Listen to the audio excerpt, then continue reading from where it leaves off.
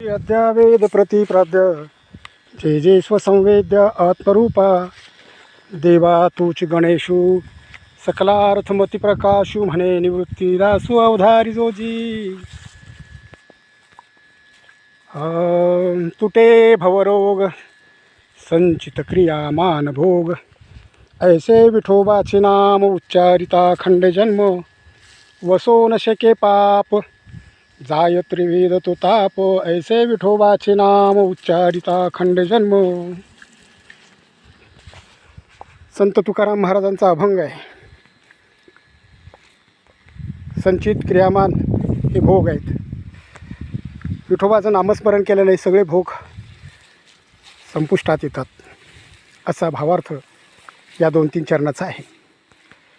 असो, शेतकरी जीवन हे धकाधकीचं आणि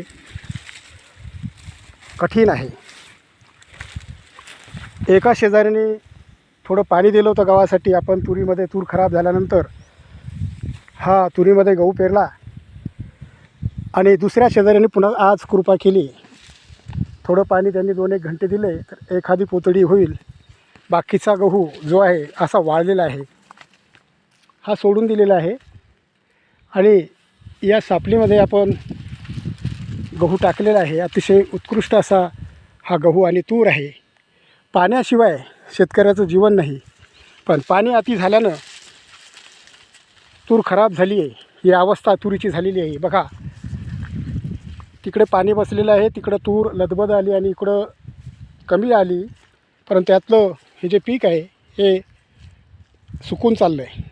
धन्यवाद. जय महाराष्ट्र, जय शिवराय.